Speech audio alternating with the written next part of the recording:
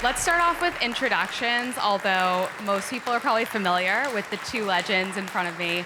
Fred, let's kick it off with you. All right, well, legend, those are big shoes I gotta grow into still. So let's see, who am I? Frederik Groce, one of the co-founders, along with Sydney Sykes, of Black VC.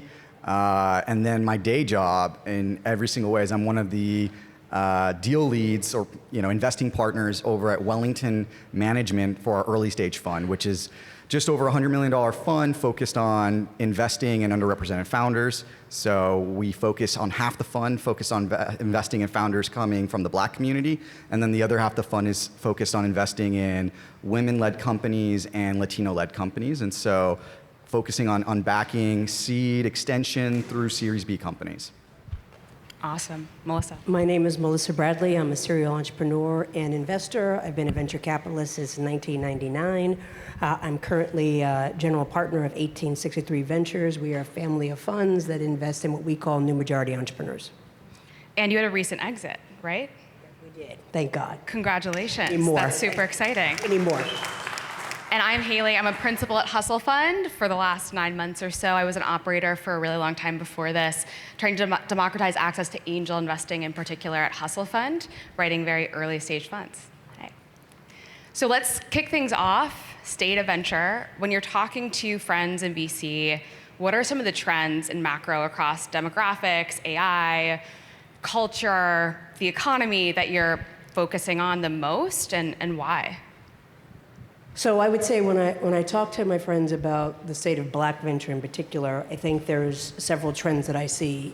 One is that post George Floyd, we saw $500 billion be deployed to Black GPs. Unfortunately, many of them will not return beyond Fund 1. So we're seeing a lot of, I'd say, backlash amongst folks who stood up funds because they could, but not because they knew how to. And so you now have this precipice of entrepreneurs at a pre-seed and seed stage that are well-funded, but there's now going to be a cliff between seed plus Series A and Series B. So that's one. The second thing I would say is that Black people ain't popular no more. We're kind of back to where we were, that a lot of the grants and a lot of the programs, a lot of the emerging managers, they're now not just people of color, but they're first-time fund managers and they're women. And so I think we have to be mindful that that top of funnel capital that was available is just drying up. And so I don't think that's a bad thing, because I think it raises the bar around competitiveness, and I think recognizes and acknowledges this is not a field for everybody. I think the third thing that we're seeing and we're trying to address is this whole chat GPT. If one more founder comes to me with some bullshit deck that they did on chat GPT, I'm gonna throw them out. I mean, it's like, we can check. And so I think that people are taking shortcuts. And there are no shortcuts in this business. There are no shortcuts in starting a business, and there's certainly no shortcuts in managing a fund. So I think that while there is value in AI in terms of data algorithms and processing information, unfortunately it's become a shortcut. And I'm seeing VCs say, well, that's how I'm gonna do it. And the final thing I'll say is, and then there's the danger of AI, which is Black people ain't in it. And so how are you going to run an algorithm on CPG companies to benchmark your portfolio of Black and brown entrepreneurs, because we're not even in the original algorithm? So I think we have to be careful of trying to hop on all these tech trends, particularly if they don't serve our ultimate customers well, which to me is not necessarily just the LP, but the entrepreneurs too. And we'll talk a bit about what's happening for fund managers, first-time repeat coming up, what's happening for Black founders, how we can support them better. I would love to double-click on AI in a moment, but Fred, we'll kick it over to you. Yeah, I mean, Melissa's completely correct in everything she just sort of enumerated in terms of the topics within the community for sure. I think the things I would add from a deal perspective, certainly generative AI is everywhere, right? And it's interesting, right? Because it's not like AI is new to venture, to startups. I've been doing B2B investing for almost 8 years now, and the entire time I've been investing, AI has been part of the conversation, right? So, but it is, a hot topic right now. So it is being discussed. You're seeing big rounds happening, and everyone is thinking about it a lot more actively. And there are some big new things happening with new models that are out there, right? I'd say related to that is then this whole verticalization, right? Like the entire ecosystem continues to find new ways and new verticals where software has yet to penetrate effectively, efficiently, or maybe modern, cloud-based systems haven't really come in to, provide new technologies and new, efficiencies to given workflows. And so we're still seeing that, and that's been an exciting area for me to spend time in, has actually really exciting potential ramifications with some of the AI. Technologies that are sort of coming together here. I think one of the really interesting sectors that has been a little bit of a surprise that I think continues to be talked about, though a lot of these companies have to continue to actually get their business models right, has been digital health. We've seen just an explosion through COVID of digital health companies, particularly focused on the black and brown communities more broadly, focused on women's health, given some of the political dynamics that have been happening with the Supreme Court. And those are really exciting at the end of the day, because those are real, durable, and they matter, given health outcomes have been declining for a lot of sub-segments, particularly in diverse communities. And so we're spending time thinking about those areas fundamentally. But I want to go back to one of the big things that Melissa mentioned, which is the funds and the amount of capital that's come in to support black and brown investors particularly.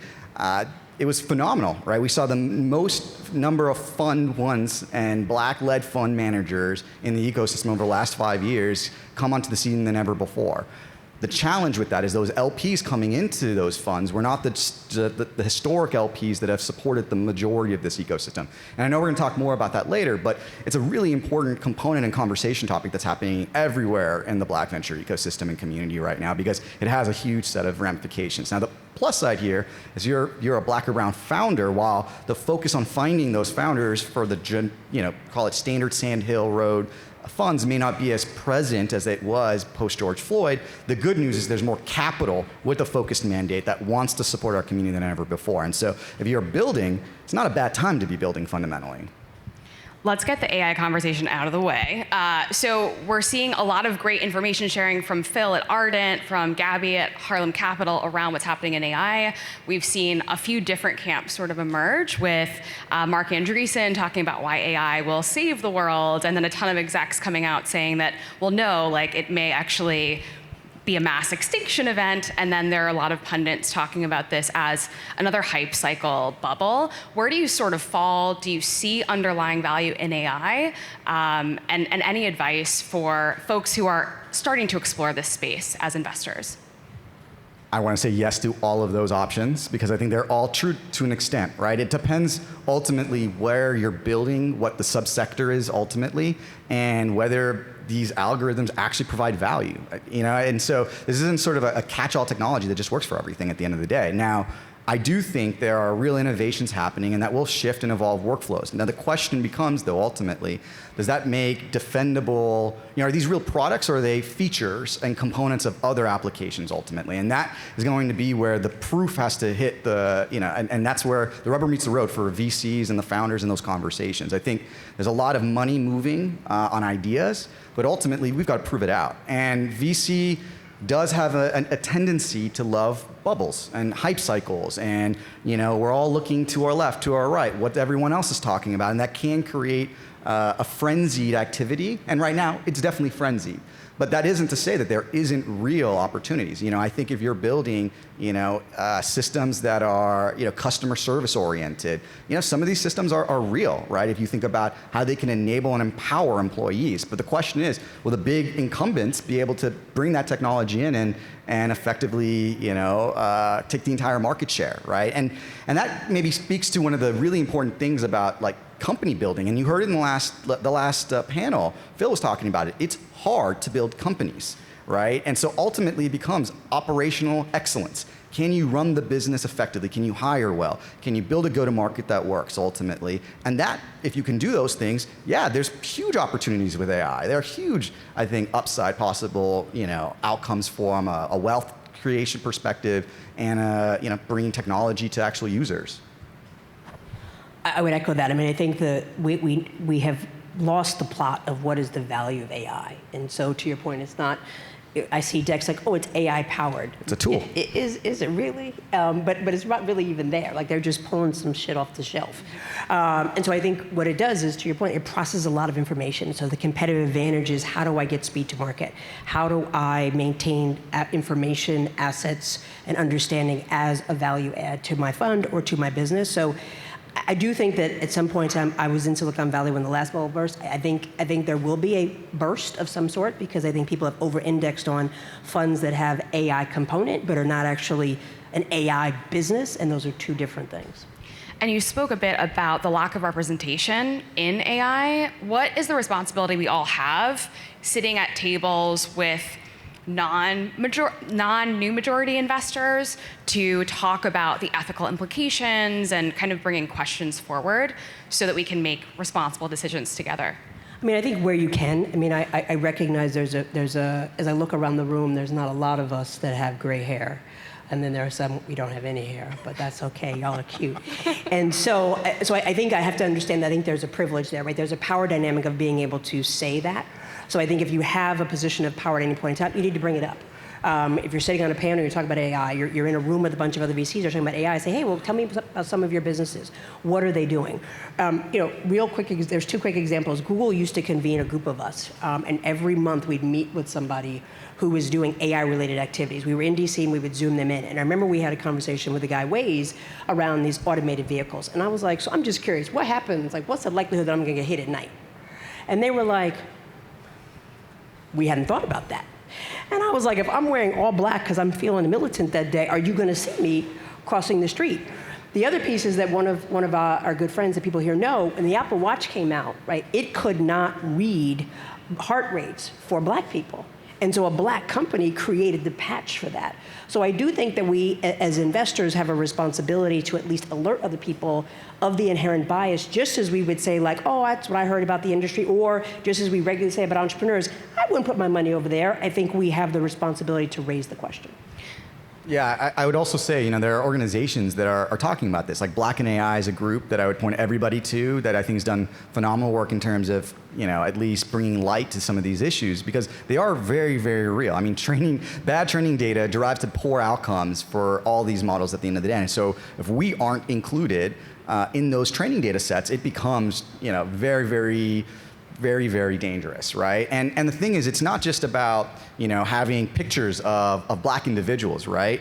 There are subtleties to this thing, right? The history of the United States plays into these questions as well, right? You think of sentencing recommendation systems at the end of the day, right? For judges to use to make it easier to determine and think that they're doing things in a more fair way. But if that's based on the historical data of sentencing, and we're not thinking about, hey, were there systems in place that might have driven to outcomes that drove inequality in the prison system, hey, guess what? That's going to continue to be baked into those systems moving forward. And so you need people asking those questions. You need people who have had those lived experiences. And that's why diversity fundamentally matters. You both seem to understand macro from the lens of community and other VCs that you're connected with, but you're also very data-driven. In a recent article, you mentioned like 5 times maybe, do the math when you were talking about what happened with SVB. What are some of the resources that each of you look to and would maybe recommend to other VCs who are newer in the game? Yeah, well, I'll first say that I have a fundamental belief that you've got to question where the data is coming from and who's managing the data itself. There's a reason Black VC does a big data report every single year. So one of the sources of data is us as an organization, fundamentally. And so we spend a lot of time thinking about that. Outside of our organization, if you're looking at data from a venture standpoint, broadly speaking, I think there are the pitch books. There are almost all the banks will do data reports at the end of the day. But again, my number one policy with most of the data is really double click into who's doing it and what are their motivations for that data ultimately, right? A lot of times the data is a narrative that's being that the narrative was formed initially, and the data was sort of gone to be brought forward to essentially prove a narrative at the end of the day. And so I think it is really important that we step back and sort of go and try to get data from our own perspectives and build it ourselves. So we have started something called the Community of Practice with support from several foundations, including Comcast, Walmart, and oh shit, I'm about to be in trouble, Bloomberg. And so I'm a professor at Georgetown as well. And so I find that data is really dangerous because oftentimes we rely on the narrative and we don't really dig down to the raw data. And so we just did a literature review, happy to share it, of all the data and all the research that's been done around black entrepreneurs and around brown entrepreneurs. And to the narrative comment, it's pretty damn dangerous. If you go back, ironically, to the Nixon era, the narrative was there's a promise of black business and they can contribute to the economy. Fast forward to now, that narrative is they're not successful, they don't know what they're doing, and they need a ton of subsidies. That is challenging because there hasn't been any original data about black or brown entrepreneurs in at least 5 years. And so not only are we relying on the SBA data that is like 10 years behind, and oftentimes we're not included, it's a significant thing. And so we have done at Agency 3 2 studies that we think are important that really launch this community of practice. One is that we found it takes a black or brown entrepreneur at least $250,000 more to start the same exact business as their white peer because of direct and indirect bias. The other thing that we saw, and hence it's allowed us to change our tone of saying, we don't want everybody to be an entrepreneur, we want everybody to be a responsible entrepreneur. Because data shows that while 50% of all businesses fail within 5 years, black and brown businesses last at least 8.5 years. Except that longevity does not correlate to increased revenue or access to capital. And so we find entrepreneurs leveraging their homes, emptying out their pension funds. And so as somebody who does this, yeah, because I could use the money too, because I got 6 kids, but who wants to do it because I want to see wealth in the community, we have now taken on internally to say we have to be really responsible, because if that's the case, then they're going to operate from a point of desperation, and that's going to impact my portfolio. But we would not have known that unless the data was done. So I do think that it's important that people allocate time and resources, do their own original data. It's been great to have Black VC do that. There'll be others coming out, because what we find is there's lots of professors, black professors, who want to do this work, but because of the funky politics of universities, they can't afford it because it's not paid for. So we hope to be able to produce at least 5 to 10 new studies over the next few years that'll be original research to help close the gap around this negative narrative. I'd also point to like groups in LA, like groups like Pledge LA that are doing data, right? So in different ecosystems, you've started to see organizations start to take a more active role. And Black VC is trying to take more of a holistic, across the country perspective, but nonetheless, there are good groups in almost every local community that you can go find and partner with. And obviously here, you've got the work that Melissa's doing, for sure. And the DC Policy Center as well. Right. They do a lot around black entrepreneurship. You both spoke a bit about the data around VC funding drying up, both for funders and for founders. What are some of the unique challenges that black fund managers are facing in this environment, and any advice? So we're raising another fund now, and I would say so there's 3 things that I would say are happening. One, the first set of questions is, how's everybody else doing? Because the narrative, there's an unclear narrative of how many of the existing emerging managers are doing. And that's relevant to understand what is their longitudinal approach. And I think it's important to double click on something Fred said is I won't say the majority, a significant portion of new funds were started by people who've never done this before, and now they're not doing it again. So that's significant because now there's no precedent or pulse for an institutional investor to come and say, well, what was it like? Like, maybe PayPal will continue, maybe they won't, but then an institutional investor is not going to call them. And so I think there's this kind of community social signal effect is diminishing because we don't have folks who are willing to step up and say, this worked or this didn't work, and here's some course correction. So I get a lot of questions on how are all the other funds doing. And I was like, I don't know, pick up the phone and ask them. I think the second thing is, I also get a lot of comparisons, and I'm like, I'm not them. And I mentioned to Maurice, I remain deeply disappointed around the lack of women of color in this room. This is a lucrative business. It's hard as hell, but we've got to figure out a way to get more women. And so I constantly get, well, where's my brother Nasir? Well, are you like Nasir? No, I'm not like Nasir, damn it.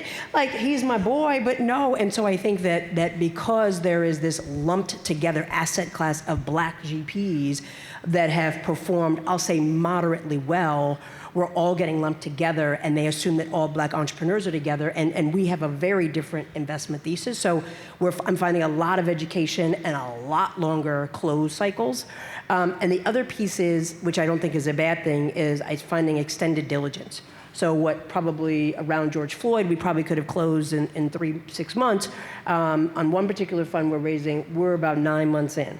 And we'll probably close at the end of this month. And I'm not mad at that though, right? Because now I know they truly understand what we're doing, which is important as a touch point moving forward, because some of the original LPs, they couldn't tell you what happened, and they're not a good touchstone to say, hey, what is the future of Black GPs? Yeah, I think we're in this tricky period right now where a big chunk of the Black-led managers, they need to go through this period of institutionalization.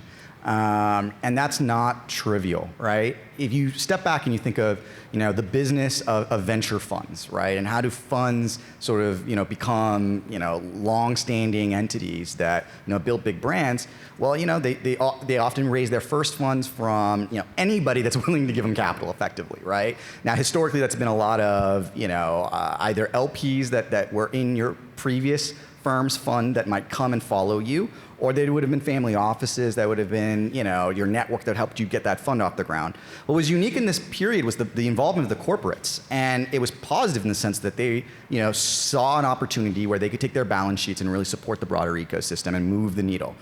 That's been phenomenal to see.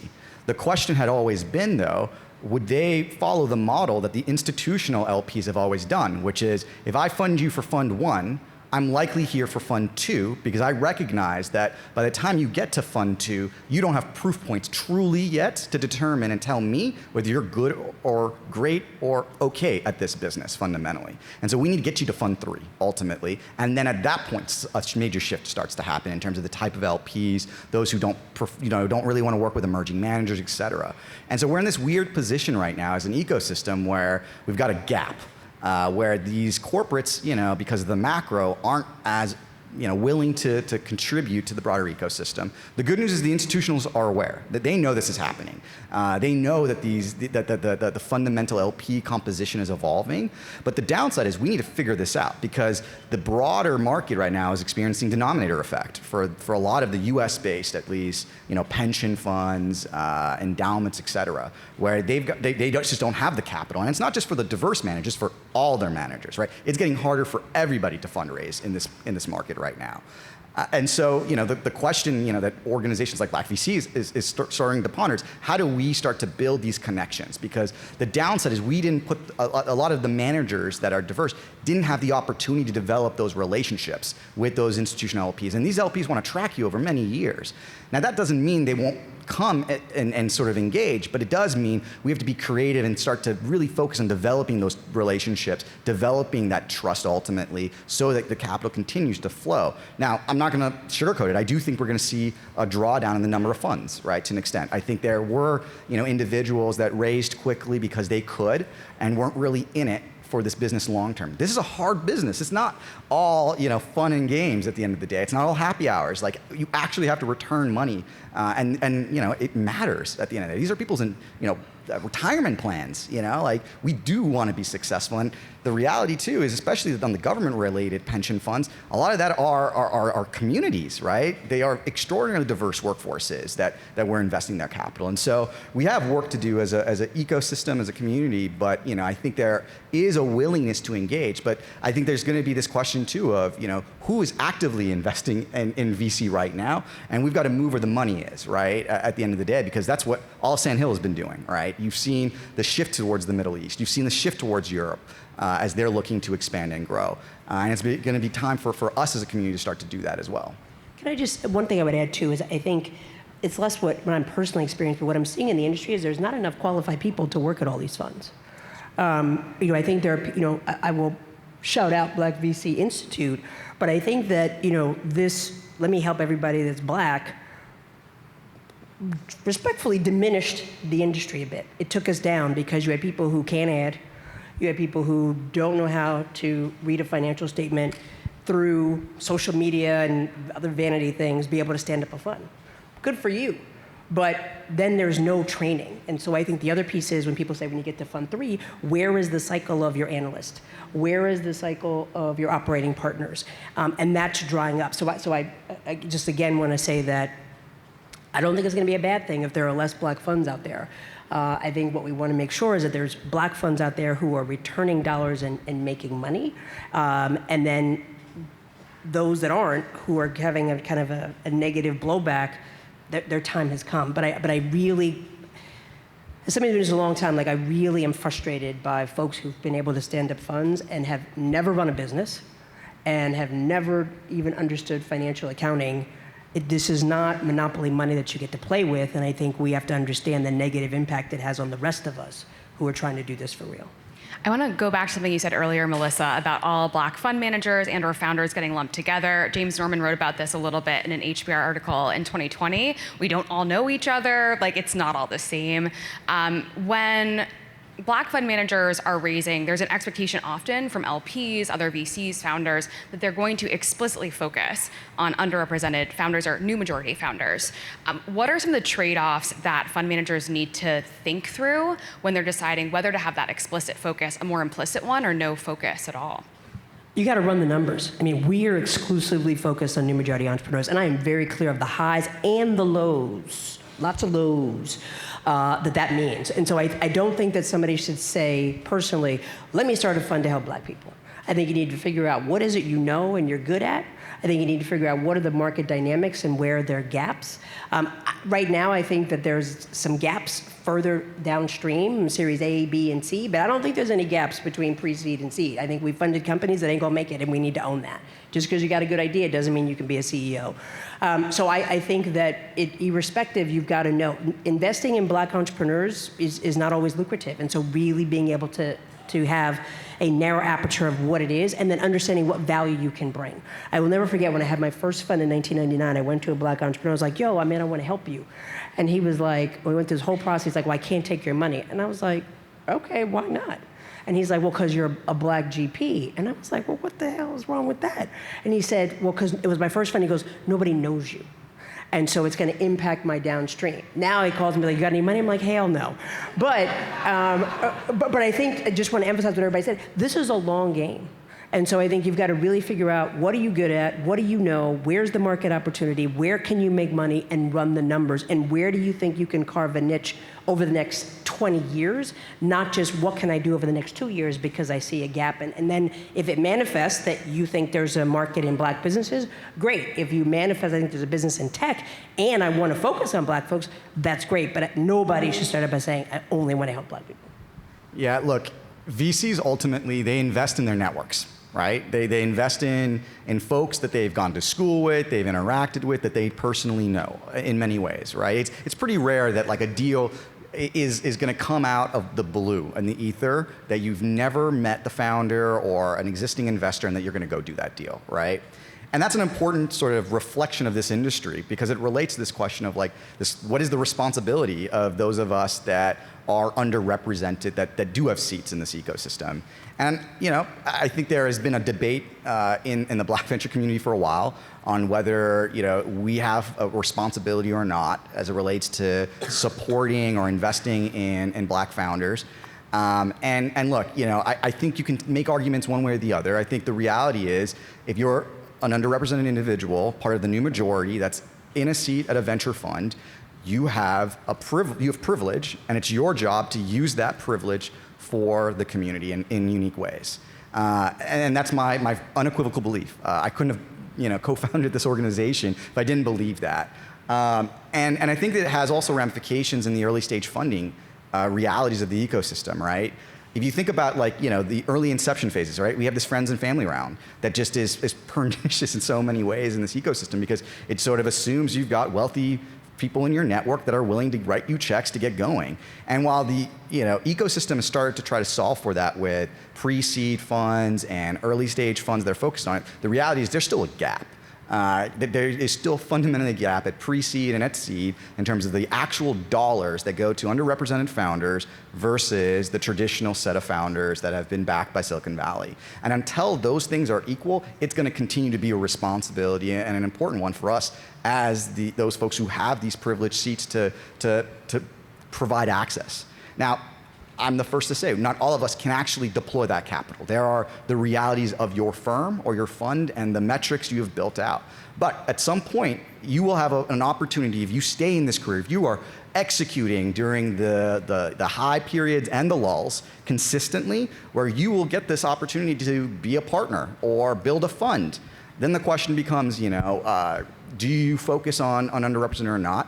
I think the answer to that is ultimately a stage one right now still. The earlier you want to invest, I think you do have a bigger responsibility. The later you invest, the reality is you may just not have the deals right now yet. And that's the job of us as the early stage investors to get those founders ready for you. But when we get them ready for you, we expect you folks to show up and to have those conversations.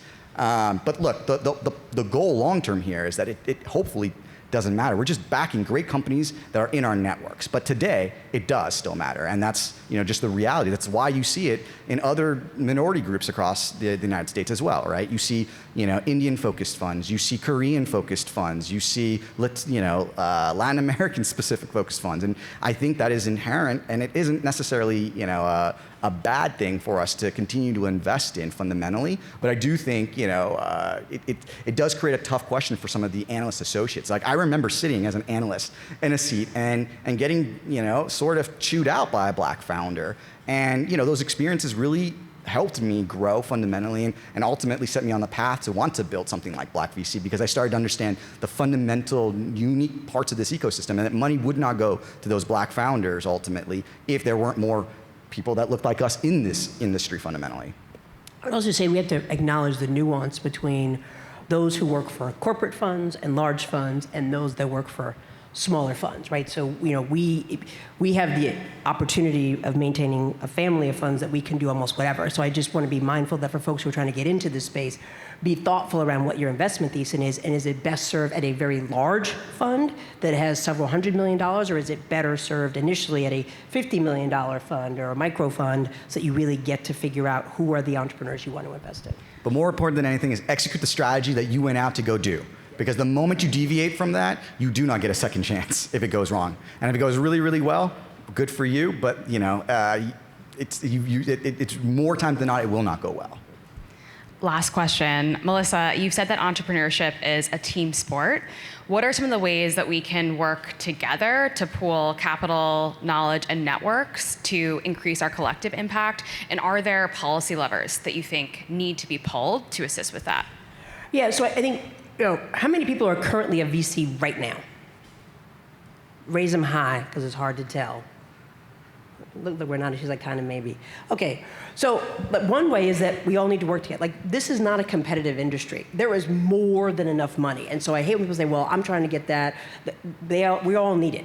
And so I think one is just understanding that if somebody picks up the phone to call you, answer the damn phone. I mean, you heard from Phil, we ain't got a lot of time, so if we pick up the phone and call you, must be pretty damn important. And so I think we really got to figure out how to work together and create, whether it's for black founders or others, this kind of glide path for entrepreneurs to be successful. So I'm constantly talking to Series A investors. I'm constantly talking to Series B investors. They ain't ready yet, but I need to build those relationships and be in tune. So I think one is understand we're not competing, and the only way for all of us to get wealthy is we got to collaborate. Unless you had a Series D or Series C, you ain't gonna make no money unless for us. And so I think we've got to really figure that out. I think the second thing is really start pushing on founders. We see a lot of founders, and they'll say, well, I talked to this firm and that firm. Can we just be fucking honest? Like, I'm a hardcore Democrat, but the only good thing that Trump says is that we are too politically correct. If the founder sucks, say they suck. Like, don't have me be the bad person all the time. And so I do think we do a disservice of not being brutally honest. I'm not saying tear them apart. I'm not saying being sued for libel. But if they're not good, then they're not good. And if I call and say, well, they were all right, what does that mean? Does that mean they were all right in your portfolio? Does that mean they were all right because you're scared? And so I do think we have a responsibility to be transparent and help each of us uphold our fiduciary duty to say, like, this is probably not a good deal, or this is what I heard, because that's how this world works. And if we are not honest with each other, we're setting ourselves up for failure.